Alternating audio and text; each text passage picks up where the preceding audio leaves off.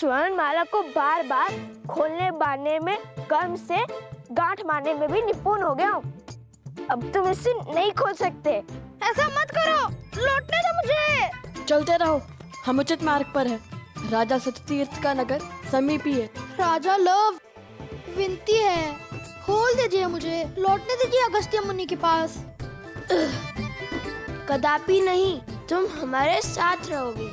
तुम्हें अकेला छोड़ना अर्थात संकट को आमंत्रण देना। पता नहीं कब कहाँ कोई तुम्हें उठाकर ले जाए। एक बार वो रक्तकेतु आ गया और एक बार स्वयं ही उस असुर की माया से बेसुध हो गए। संकट का निमंत्रण मैं नहीं, तुम हो तुम।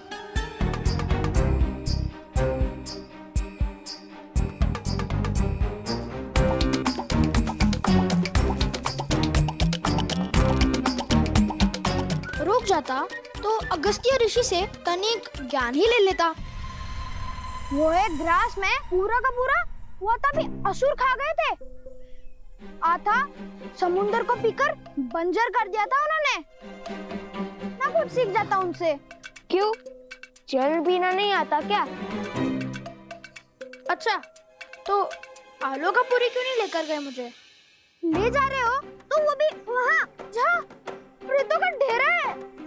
मेरे पास तो स्वर्ण कमल की माला भी नहीं कि मैं अदृश्य हो सकूं। आलोकपुरी के मार्ग में हमने तुम्हें नहीं छोड़ा था। तुम स्वयं पीछे रह गए थे। इतना खाते क्यों कि भाग ही ना सको?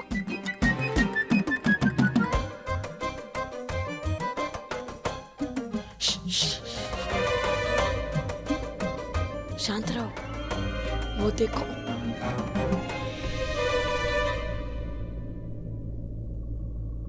देखो, कहा था ना, तुम संकट में ले जाओगे मुझे। नहीं नहीं नहीं, कुछ जाने दो मुझे। मैं नहीं आऊंगा।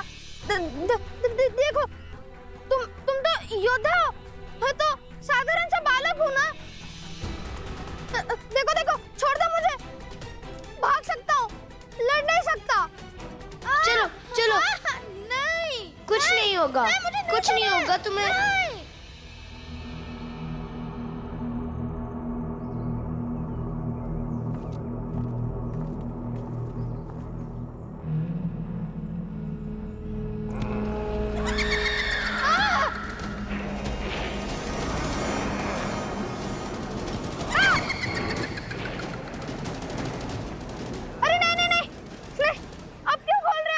अरे बांधे बांधे धनुष कैसे चलाऊंगा? इतने भ्रमित क्यों? कभी खोलो कभी बांधो। नहीं।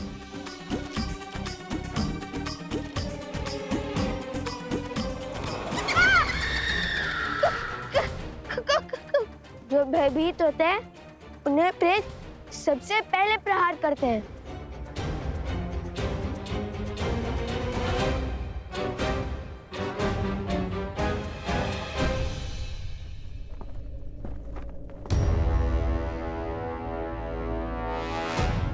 आप सभी मिलकर किसी को भी राजा बना देंगे तो क्या वो मान्य हो जाएगा?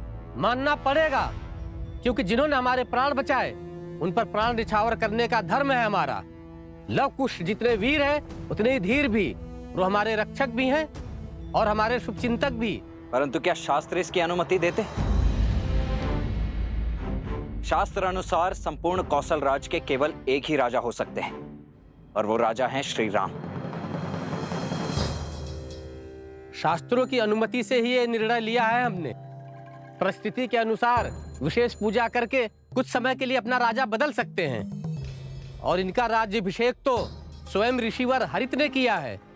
इसलिए आने वाली पूर्णिमा तक लव ही हमारे महाराज रहेंगे। हाँ हाँ, लव और कुश ने असुरों को मारकर हम सबको घोर विपदा से बचाया है। रघुकुल ने रक्त बहाया है इस धरा के लिए और आज इसी धरा की प्रजा अपने ही राजा के आदेश की अवहेलना कर रही।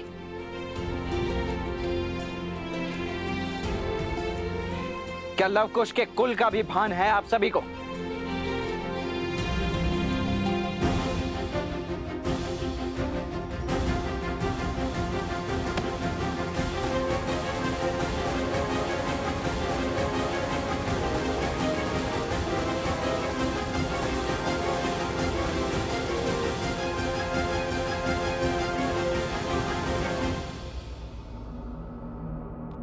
प्रेतों की नगरी, यही स्थान मिला था ऋषि अगस्त्य को।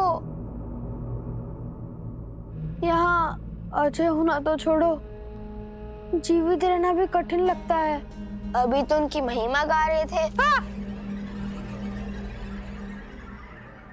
हाँ, आगे बढ़ो।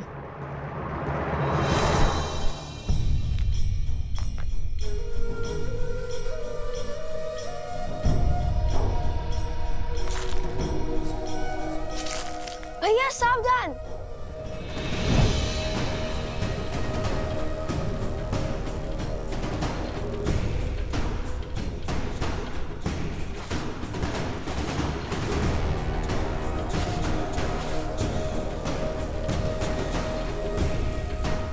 ये तो स्वर्ण है।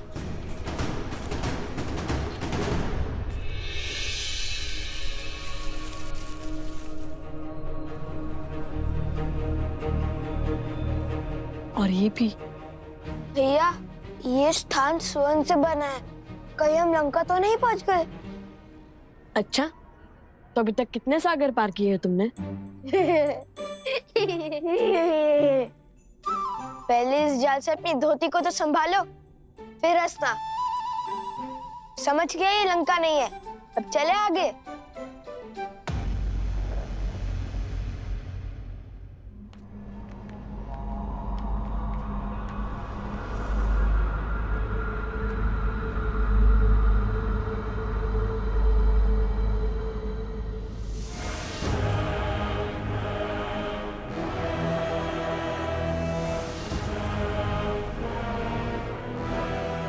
यहाँ तो सन्नाटा है, जीवन का कोई चिन्ह नहीं है, हर ओर धूल है।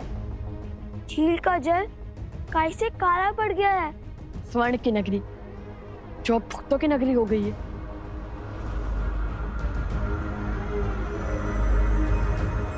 यह अवश्य ही सतीर्थ का महल होगा।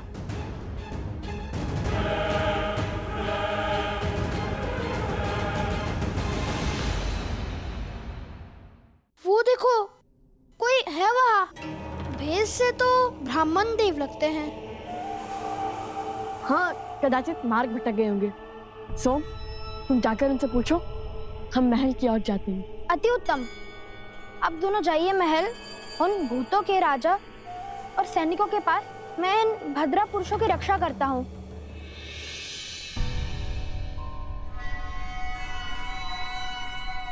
मैं तो बच गया। सुनिए ब्रह्मदेव। प्रेत!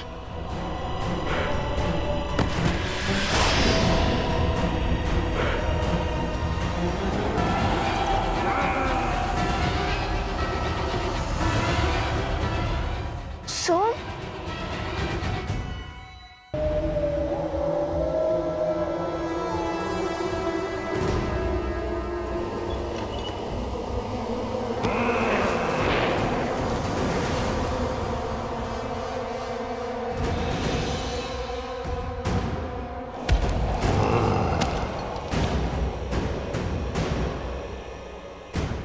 प्रेतात्माएं जिनका श्राद्ध पूर्ण नहीं हुआ, कैसे पता भैया? उनकी शिखाओं को देखो।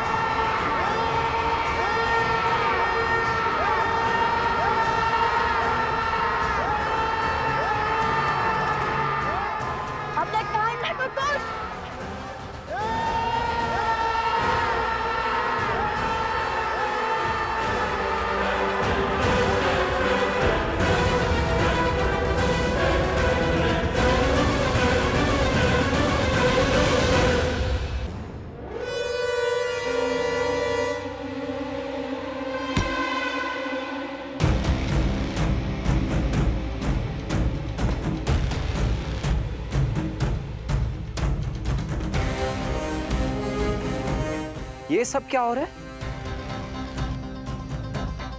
विद्रोह की तैयारी?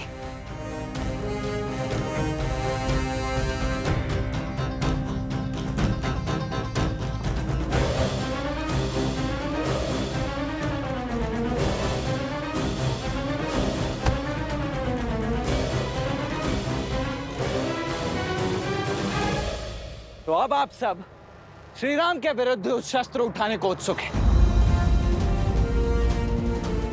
क्या यही है श्री राम और अयोध्या के प्रति आपका सम्मान?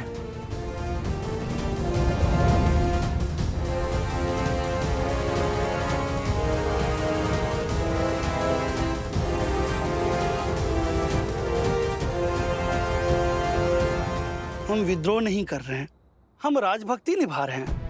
देखिए कुमार, हम आज भी आपका सम्मान करते हैं, रघुकुल का मान रखते हैं। जिस धर्म के लिए रघुकुल के ऋणी हैं, वही ऋण उन बालकों ने हम पर चढ़ा दिया है। धर्म कहता है आने वाले पूर्णिमा तक हम अपने नए राजा का साथ दें। अतः आपसे विनती है, आप भी तनिक अपनी प्रजा पर विश्वास कीजिए। अपने राजा की ढाल बनना यदि आपकी इच्छा है तो अपने राजा की आज्ञा का पालन करना मेरा कर्तव्य है। उन दोनों ऋषि कुमारों ने हमारे अश्व और मेरे छोटे भाई शत्रुघ्न का अपहरण किया है। अब या तो आप हमें वो अश्व और शत्रुघ्न लौटा दीजिए, अन्यथा युद्ध के लिए सज्ज हो जाइए।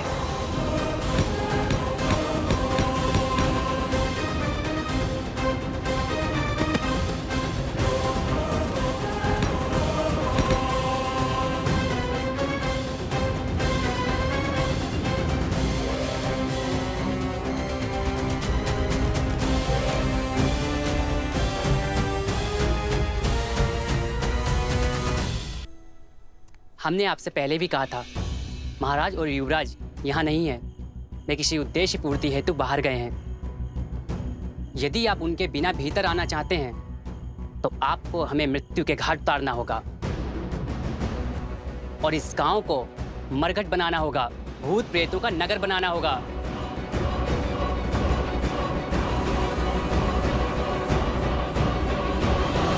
माता, जब आपकी माता ने आपकी प्रतिमा को यज्ञ में विराजमान देखा तो वो भाव विभोर हो उठी। माता, वो आंखों में आंसू लिए कहने लगी कि प्रभु श्री राम को पहचानने में भूल हुई उनसे। प्रभु श्री राम को जिसने नहीं जाना उसने कुछ नहीं जाना। माता, ये बात तो उचित कही उन्होंने। माता, शीघ्र ही अयोध्या आपको पुनः पाने का सौभाग्य पाएगी माता।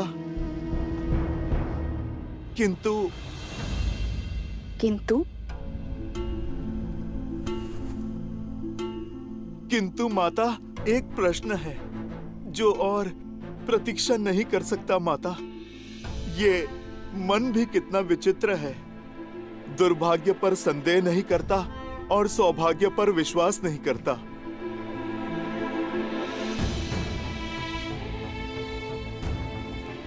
पुत्र का अधिकार है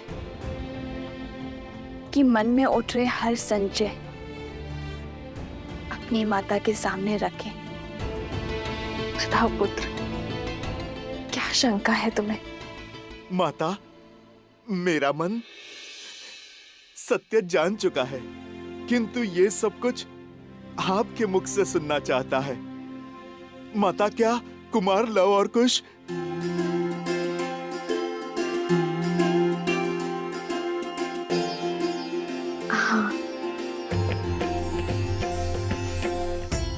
कुछ मेरे ही पुत्र श्री राम के तने रघुकुल के वंशज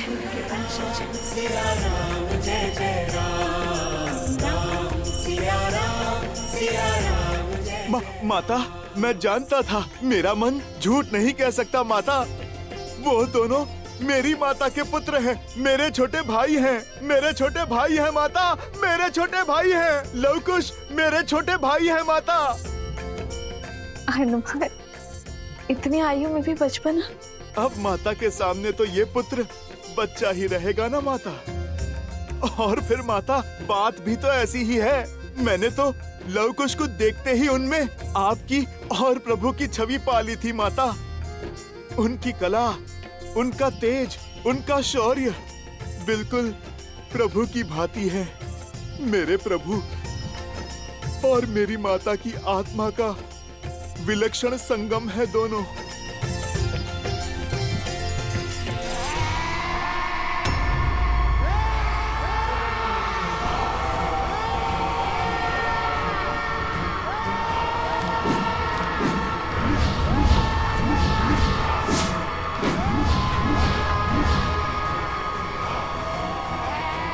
मैं इनके सामने अधिक देर तक नहीं टिक पाऊंगा कुश।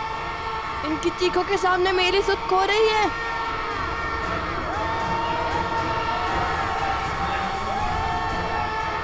कुश, ये तो रुक ही नहीं रहे हैं।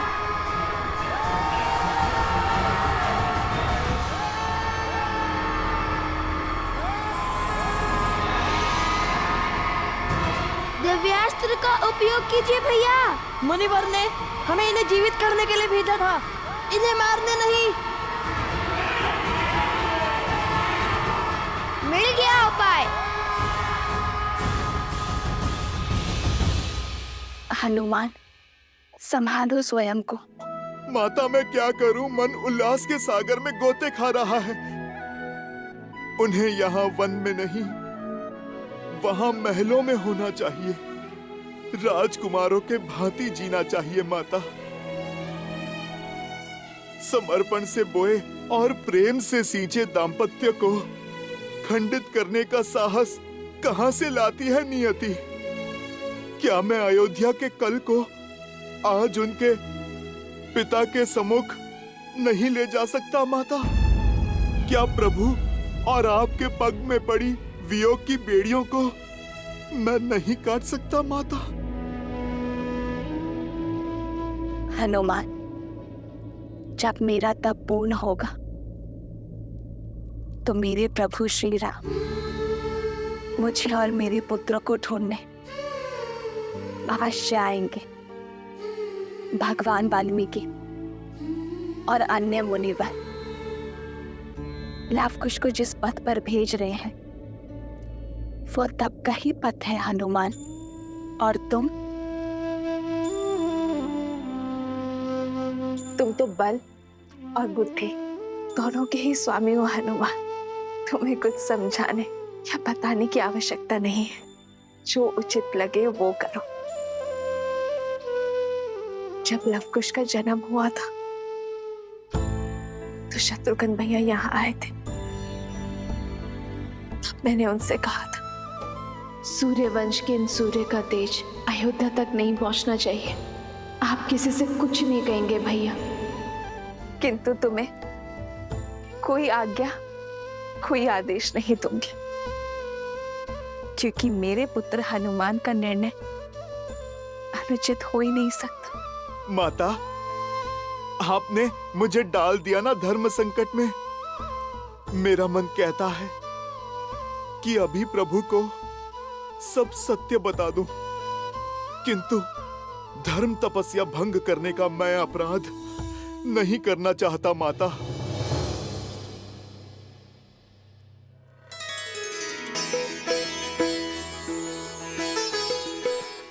अब तो केवल एक ही है जो मार्गदर्शन कर सकते हैं।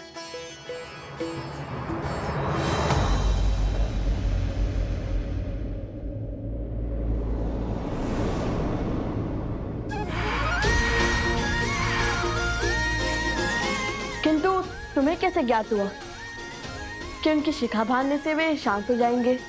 इतना भी अज्ञानी नहीं हूँ मैं भैया। भूल गए भैया बालपन में जब बालपन?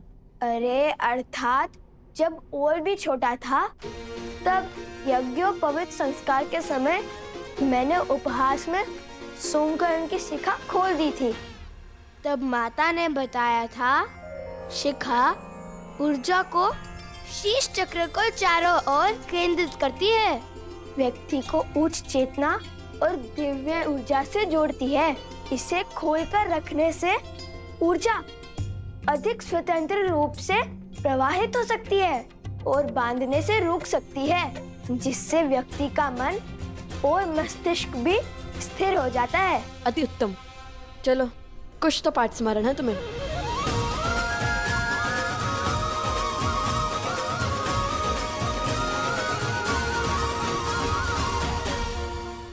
त्रिकालदर्शी भगवान वाल्मीकि को मेरा नमन। आ गए हनुमान। भला मैं आपकी पुकार को अनसुना कैसे कर सकता हूँ? आप मेरे आने का कारण तो जानते ही हैं। लव और कुश अयोध्यापति श्री राम के पुत्र हैं, किंतु संसार को ये सत्य बताने का समय अभी नहीं आया, क्योंकि आप उन्हें किसी बड़े उद्देश्य की पूर्ति के लिए सज्ज कर रहे हैं। जैसी आपकी इच्छा, किंतु मैं एक आज्ञा आपसे अवश्य चाहूंगा। आप मुझे मना मत कीजिएगा। साक्षात शिव के अंश को कैसे मना कर सकते हैं? यदि तुम्हारे मन में कोई इच्छा जागृत हुई है तो वो सर्वथा आवश्यक ही होगी। बोलो, क्या चाहते हो?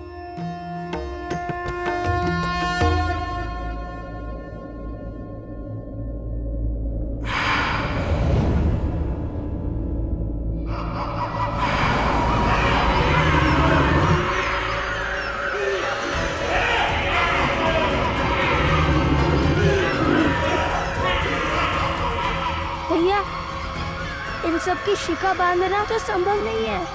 अब क्या करे कुश?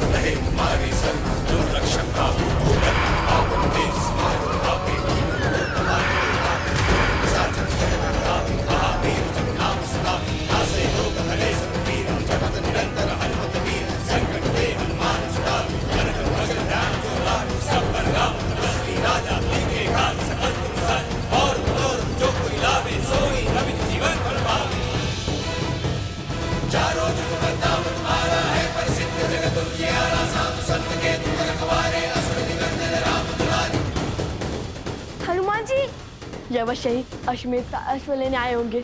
भागो कुश। अरे ऋषि कुमारों, रुकिए।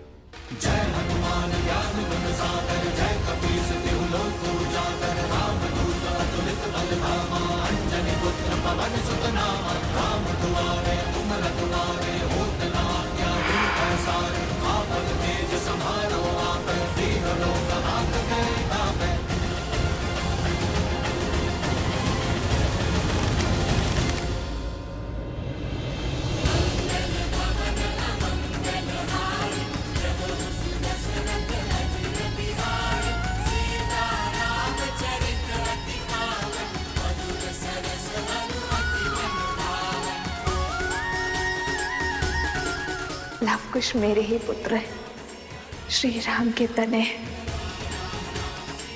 रघुकुल के वंशज।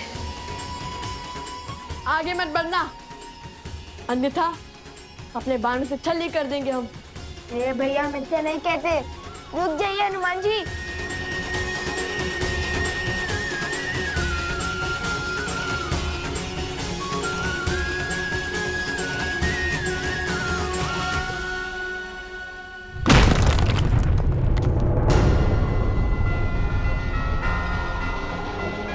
भैया, अवश्य ही इनकी कोई योजना होगी अश्व ले जाने की।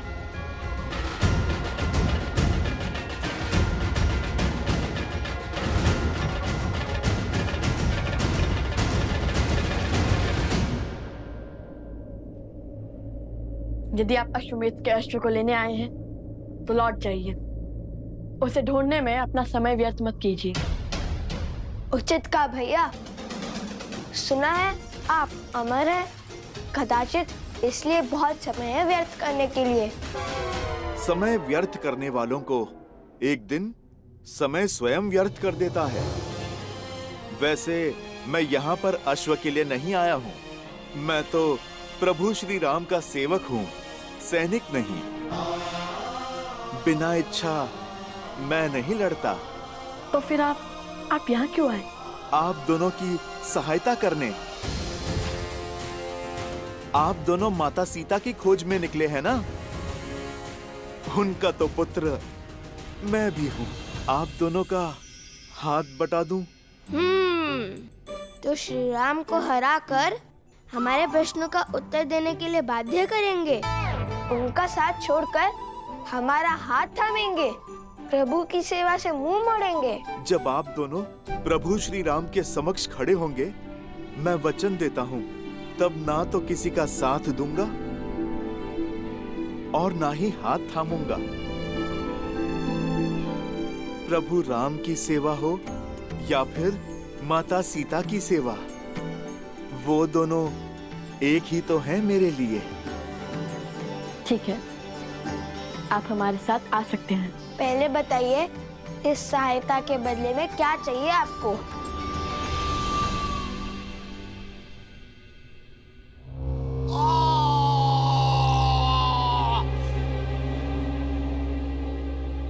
पिछले 15 वर्षों से राम उसके राज्य को जितना नीचे धकेलने का प्रयास कर रहे हैं, वो उतना ही ऊंचा उठता जा रहा है। राम ने सहस्त्रों राक्षसों का संहार किया, अयोध्या में समृद्धि और शांति की ध्वजा लहराई। वहां ना कोई अब भिक्षा मांगता है, ना कोई चोरी करता है। उसने सब कुछ पा लिया और हमने सब कुछ खो दिया। आपका पुत्र, आपका राज्य, आपका सम्मान, आपके भाग में केवल एक जीत आई, राम और सीता का वियोग, और कुछ नहीं। आपकी पराजय हो चुकी है।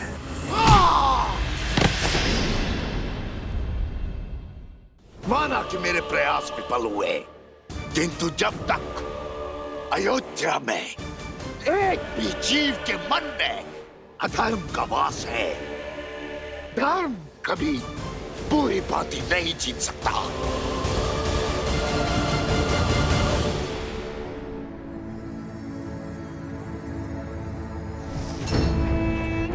सत्य अनेक अर्थी नहीं होता है, उसका केवल एक ही अर्थ होता है, एक ही रूप होता है, एक ही स्वरूप होता है।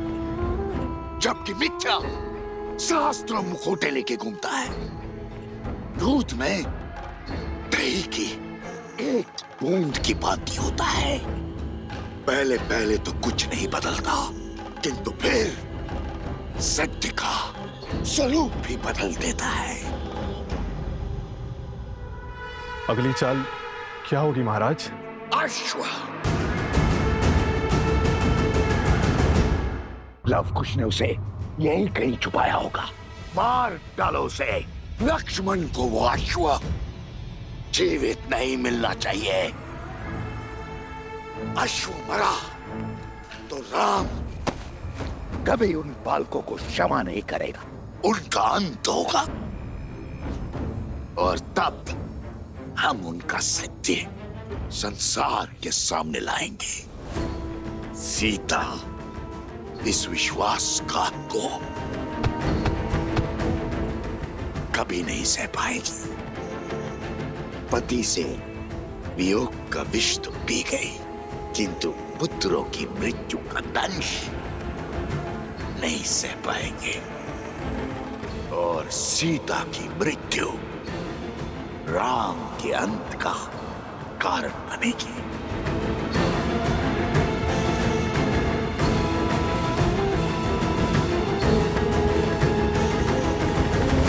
जाओ, खोजो उस अश्व को। परंतु उस अश्व को मारेंगे कैसे? उसे तो देवताओं का संरक्षण प्राप्त है। स्मरण नहीं, प्रबंधासुर की क्या दशा हुई थी?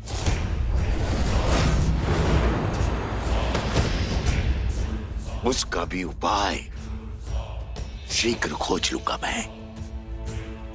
तुम जाओ, और लक्ष्मण से पहले उस आशु को खोजो। जाओ।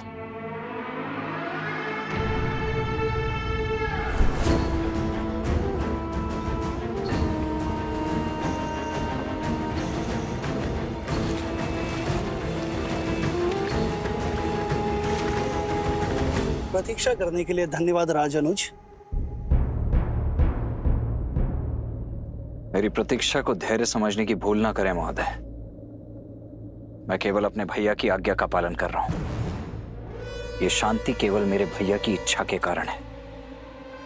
उनकी इच्छा है कि इस अश्व को ढूंढने में तनिक भी रक्तपात ना हो। मैं बिना आपकी सहायता के स्वयं उन दोनों ऋषि कुमारों को ढूंढ लूंगा।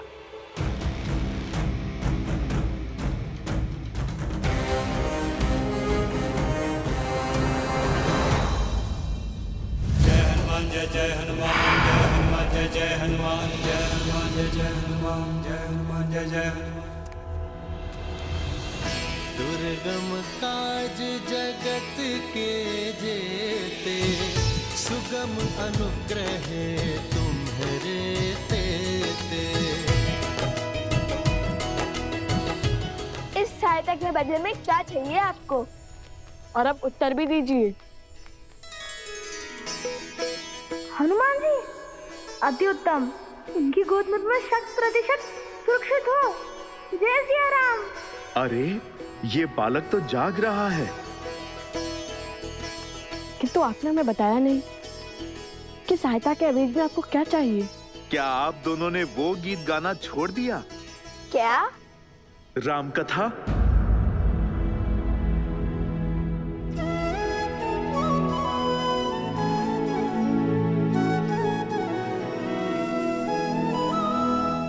अद्भुत गान किया था आपने। एक बार पुनः मेरे लिए उसका गान करें। कदापि नहीं। प्रभु श्री राम और माता सीता के प्रति हमारे मन में श्रद्धा और समर्पण अडिग है। इसलिए जब तक हम अपने प्रश्नों का उत्तर नहीं पा लेते, हम राम कथा का गायन भी नहीं करेंगे।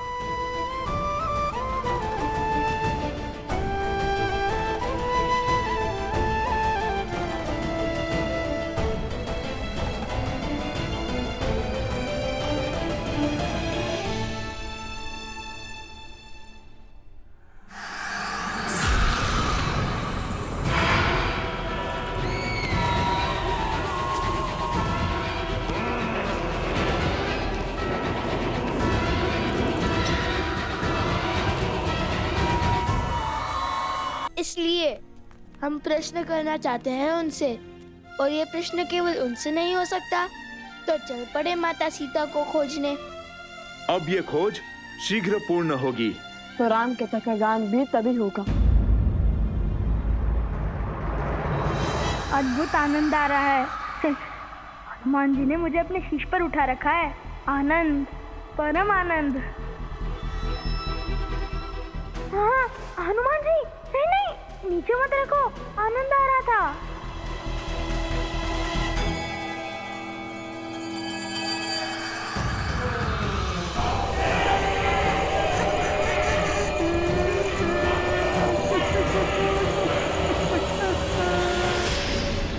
कलाकार तो कला के लिए हठी ही होता है ना? केवल कला नहीं, अपने सिद्धांतों के लिए भी। बचाओ, बचाओ, बचाओ, बचाओ, बचाओ, बचाओ।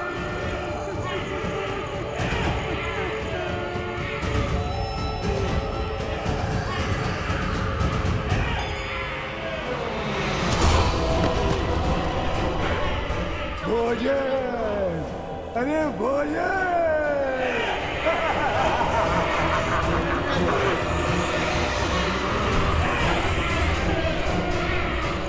बचाओ, नहीं, नहीं।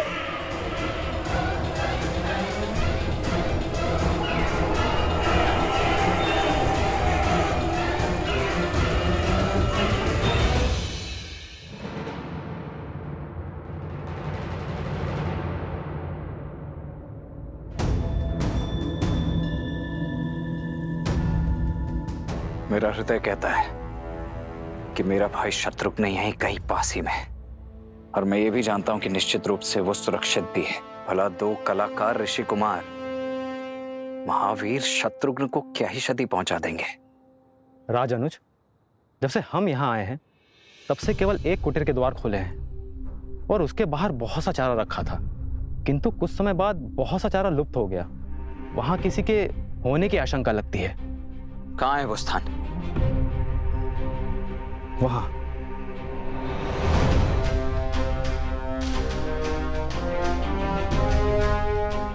ये इतना सारा चारा गौ अथवा किसी अश्व के लिए ही होता है। भैया का आदेश न होता तो मैं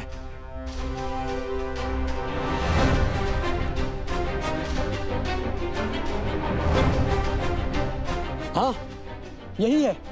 चौथी बार चारा लेकर आया है यहाँ पर।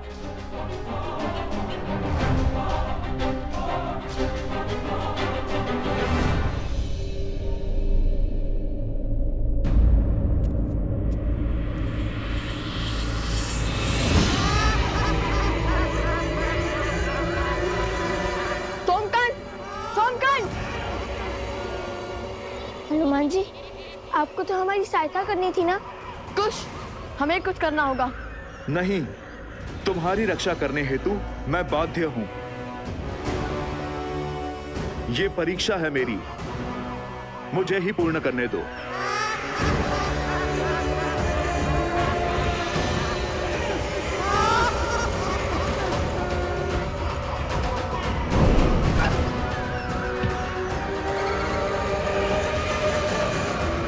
जय श्री राम।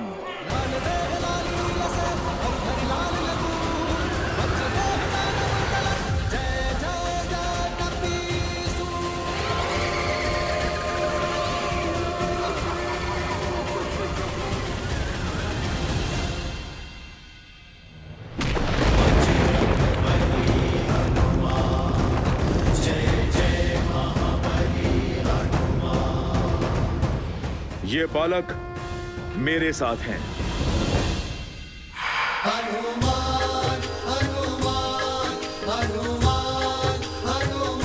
जय श्री राम।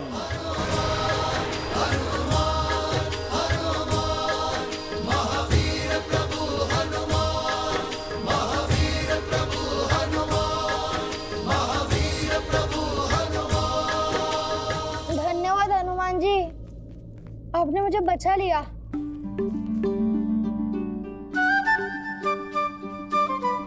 वैसे मैं भयभीत नहीं था, मैं तो बस देखना चाहता था कि आप उन्हें कैसे भगाते हैं। बहुत उत्तम शक्ति प्रदर्शन किया आपने। अब तो आपने भी जान लिया होगा, इसे अकेले छोड़ना सही नहीं है।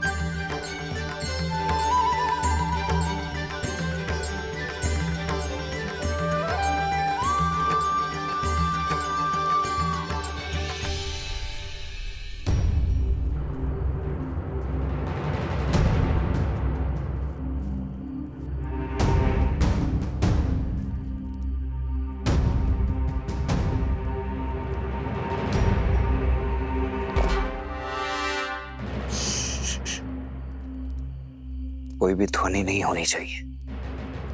यदि उन्हें ज्ञात हुआ कि हम यहाँ हैं, तो वो शत्रुघ्न का स्थान बदल देंगे।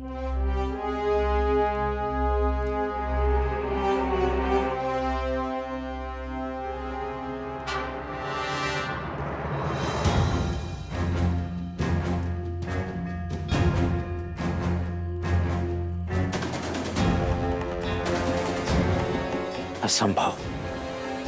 अभी कुछ ही क्षणों पूर्व तो यहां इतनी सारी घास रखी हुई थी, अभी अभी समाप्त। यह निश्चित रूप से किसी अश्व का ही भोजन है,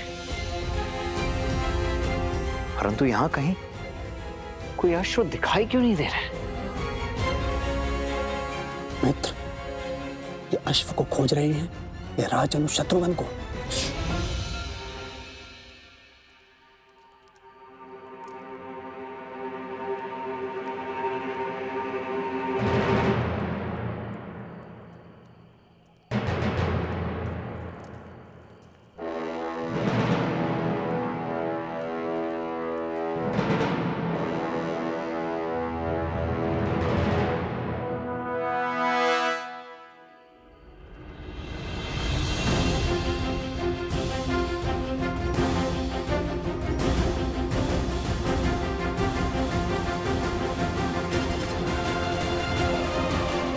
आर्य सुमंत। जी महाराज। सभी गुरुकुलों में शिक्षा शीघ्र ही आरंभ हो जानी चाहिए। अश्वमेध के विलंब का प्रभाव शिष्यों पर नहीं पड़ना चाहिए। जी भैया।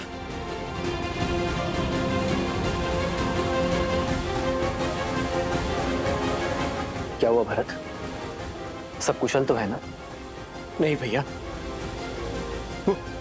वो शत्रुघ्न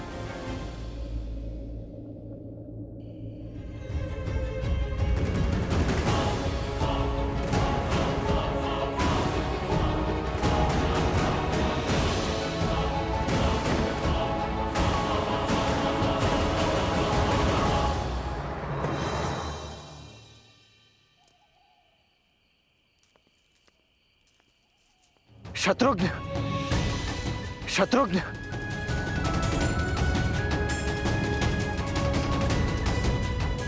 शत्रुघ्न।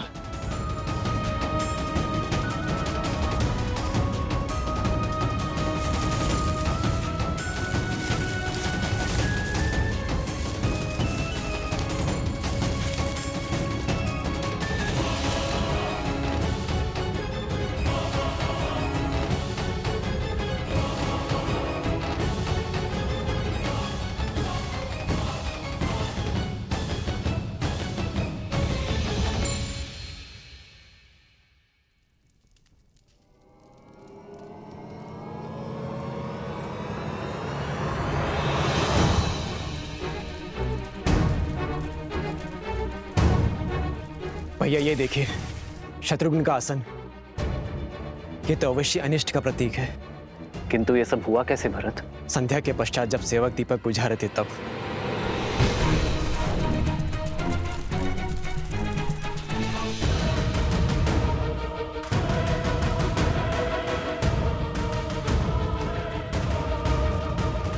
यदि कोई अनिष्ट हुआ भी है तो भी वो हमारे शत्रुघ्न को हानि नहीं पहुंचा पाएगा। हनुमान और लक्ष्मण उसे खोजने गए हैं ना? भैया मैंने लक्ष्मण की ओर एक दूत भेजा था और उसकी कोई सूचना नहीं मिली। मेरा मन बहुत घबरा रहा है। जब तक स्वयं सूत नहीं लूंगा तब तक मेरा मन अधीर ही रहेगा। आप मुझे आज्ञा दीजिए। प्रकृति कभी सीधे संदेश नहीं देती। भिन्न भिन्न मार्गों से, भिन्न भिन्न संकेतों से हमें अपनी बात समझाती है महाराज। जी आचार्य। और उन ऋषि कुमारों का लक्ष्मण और शत्रुघ्न को आहत पहुंचाना असंभव है। यदि वो दोनों चाहते तो सम्मोहन अस्त्र का प्रभाव कर बेसुध शत्रुघ्न को हानि पहुंचा सकते थे, किंतु वो लौट गए। अवश्य ही कोई कारण है जो हमें ज्ञात नहीं है। भैया ये घटना उससे भी अधिक चिंताजनक है।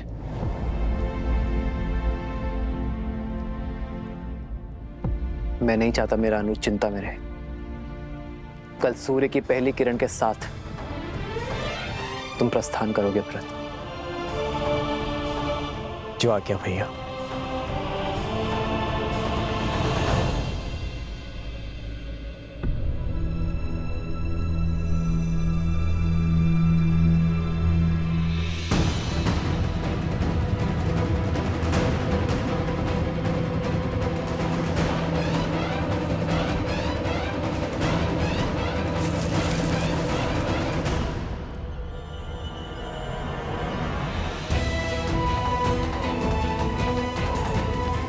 शत्रुघ्न का मुकुट और धनुष।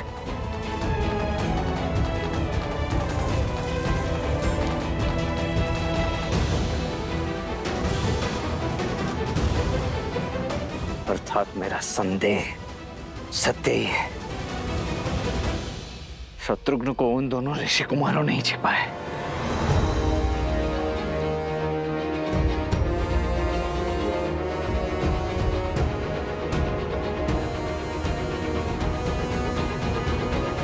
भीतर चलते हैं। कदाचित वहीं हमें इन सबको पुनः जीवित करने का और ये प्रेतों का स्वांग समाप्त करने का मार्ग मिल जाए। द्वार खोलता हूं।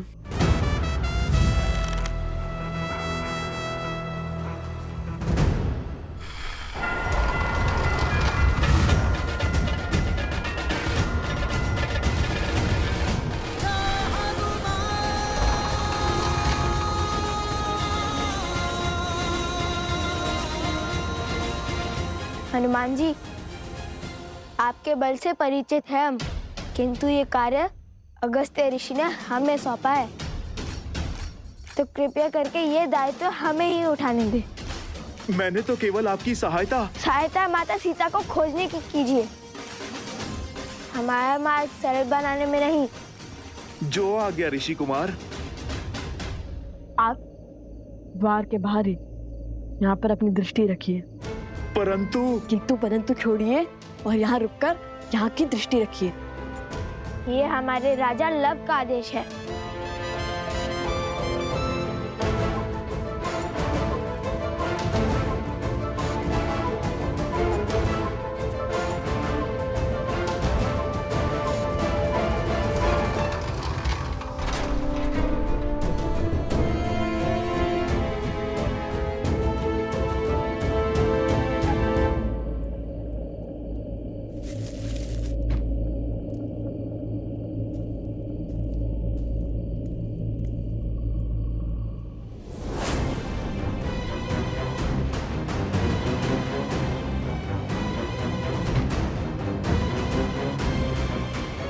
अरे यहाँ कौन आया था?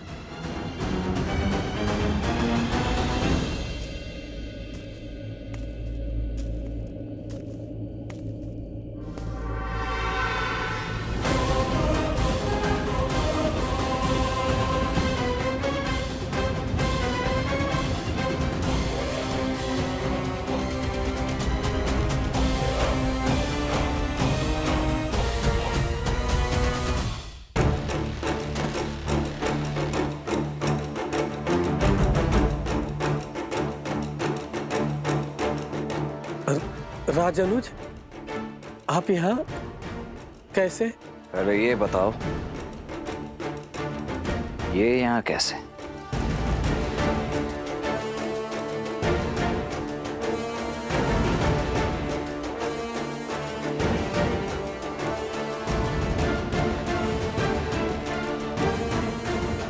देखो, इतना तो मैं भली भांति समझ गया हूं कि मेरा भाई है यहीं कहीं, परंतु उसे छिपाया कहां गया है ये अब तुम बताओगे।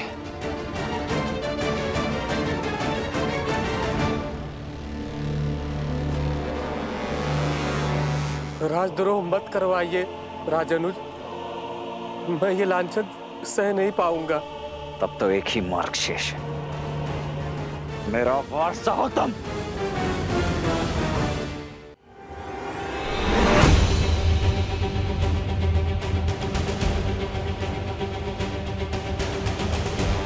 अब प्रश्न केवल अश्व का नहीं, मेरे भाई राजानुज शत्रुघ्न का भी है, इसलिए आप मेरे धैर्य की परीक्षा मत लो।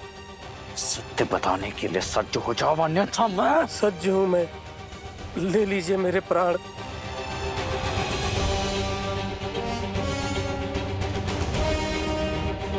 अच्छा लगा ये देखकर कि इक्ष्वाकु वंश ने जो धर्म का बीज कौशलराज में बोया था, वो अब राजभक्ति का घनघोर वृक्ष बन चुका है। किंतु मेरी एक बात ध्यान से सुन लो, या तो आज तुम्हारे मुख से सत्य निकलेगा, अन्यथा निकलेंगे प्राण, और केवल तुम्हारे नहीं, उन दोनों ऋषि कुमारों के भी। युद्ध में 2 क्षण भी मेरे समक्ष टिक नहीं पाएंगे, वो धराशायी हो जाएंगे तुम्हारे नए नवेले राजा।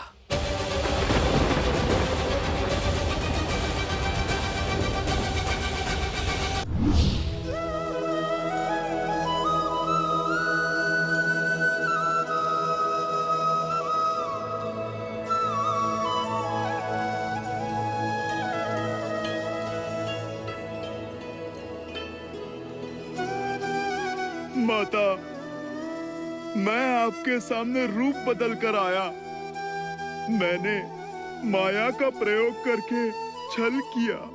मैया, आप मुझे क्षमा कीजिए, पर आपका दर्शन करना, आपसे भेंट करने का सौभाग्य छोड़ नहीं सका ये हनुमान माता।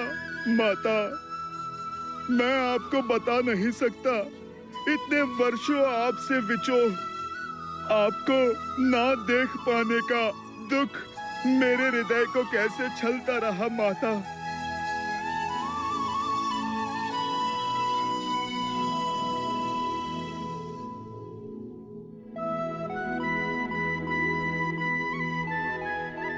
बस पुत्र, संभालो स्वयं को।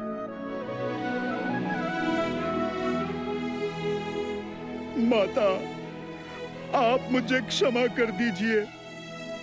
आपके समक्ष आया तो भी माया के आवरण में लिपटकर, रूप बदलकर माता। नहीं पुत्र, क्षमा मत मांगो। बताओ, कैसे हो तुम? कैसी है मेरी अयोध्या, मेरे श्री राम? माता के बिना भला ये संतान कैसी होगी? महारानी के ममतामय आंचल के बिना प्रजा भला कैसी होगी? हृदय में बिरहा की पीड़ा लिए प्रभु श्री राम कैसे होगे मैया? महलों में जन्मी, महलों में ब्याही, महलों को छोड़कर इन वनों में रह रही मेरी मैया पहले मुझसे मेरी कुशल चीन पूछ रही है। इतनी ममता केवल आप में ही हो सकती है माता। क्षण क्षण प्रभु से विरहा का दुख झेल कर भी कभी किसी को आपने अपना सत्य पता नहीं लगने दिया माता। आप धन्य हैं माता, आप तो धन्य हैं। नहीं पुत्र, किस विरह और किस पीड़ा की बात कर रहे हो तुम? मेरे श्री राम तो सदा मेरे साथ ही है। आओ, तुम्हें भी उनके दर्शन करवाती।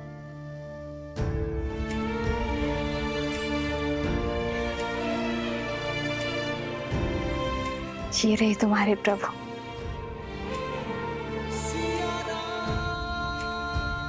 सदा मेरे साथ, मेरे पास। संसार का कोई छल, कोई बल श्री राम को सीता से भिन्न नहीं कर सकता।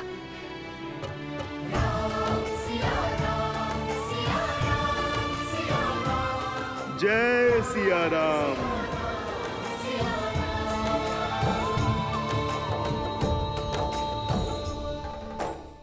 ये आप क्या कह रहे हैं भैया? माना कि मेरे प्राण संकट में पड़े, किंतु इस एक निर्णय ने आपको राजा बना दिया। ऐसे राज्य का राजा जिसकी प्रजा को उंगलियों पर गिना जा सके। प्रजा चाहे मुट्ठी पर हो या अनगिनत, राजा तो राजा ही होता है। हमें चलना चाहिए भैया। राजा का दायित्व धरा पर रह रहे हर जीव की रक्षा का है, फिर चाहे उनके लिए युवराज के प्राणों की आहुति क्यों न देनी पड़े। महायोद्धा लव की विजय हो।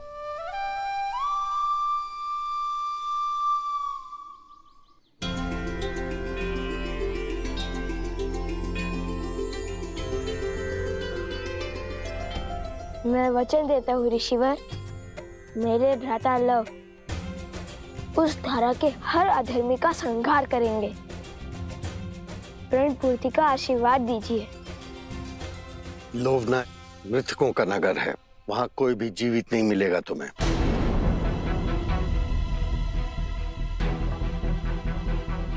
तुम्हें वहां मृत जीवों को जीवन दान देना होगा। मृतका की नगरी अर्थात प्रेतात्माएं। इसलिए कहता हूँ, बिना सोचे समझे प्रण लेने से प्राण भी जा सकते हैं। अब जाओ भूतों की नगरी।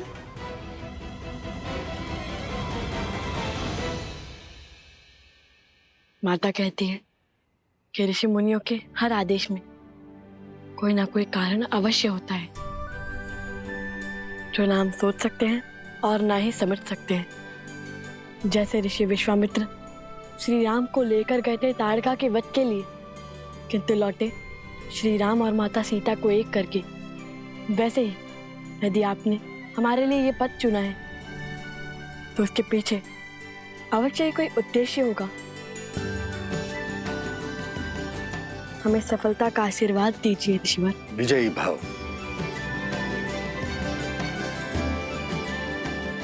आयुष्मान बाबा।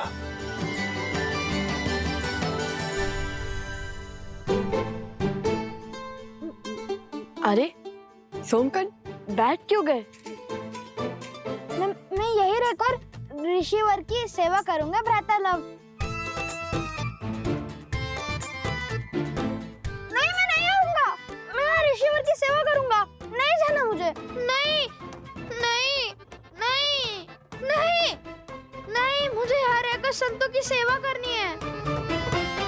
ये घटना ने कैसा मोड़ ले लिया जब लव कुश लक्ष्मण जी और उनकी सेना के समक्ष आने वाले थे, तब ऋषि अगस्त्य ने भेज क्यों दिया?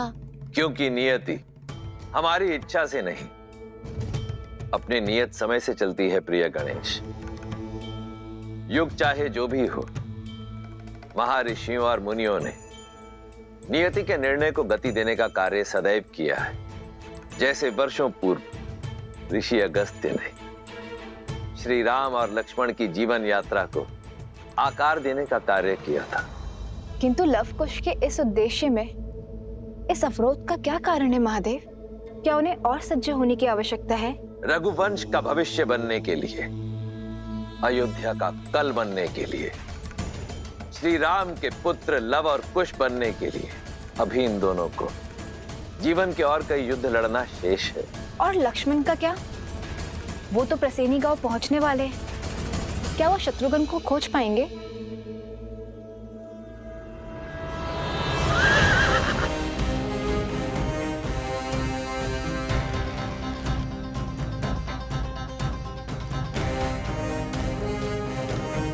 सैनिकों, इस गांव की सीमा को घेर लो।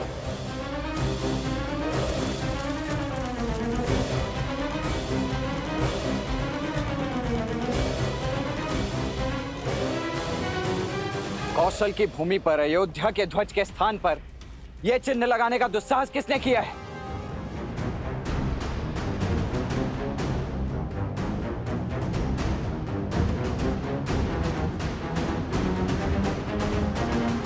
ये मेरी चेतावनी है आप सभी को। उन दोनों ऋषि कुमारों और उनके साथ आए अश्व को हमें अर्थात राजा राम के प्रतिनिधि लक्ष्मण को सौंप दीजिए।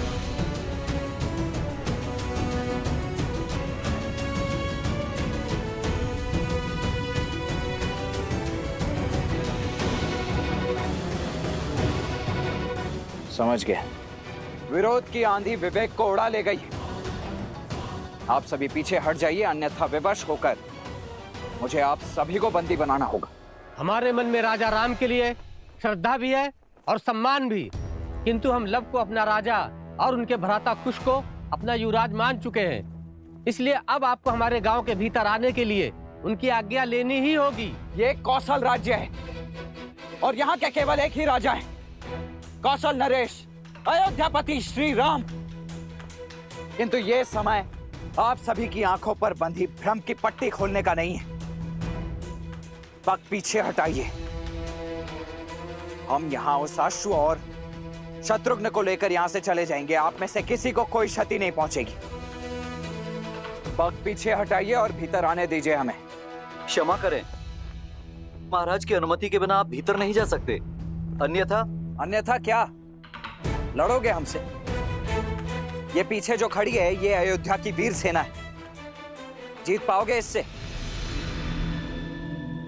नहीं, और इसलिए हमारे महाराज की आज्ञा के बिना भीतर आने के लिए हम सब के शवों पर पग रखकर बढ़ना होगा और हम सबको मारना होगा।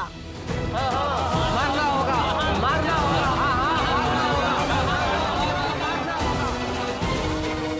आइए, रंगिए अपनी तलवार को हम निर्दोषों के रक्त से।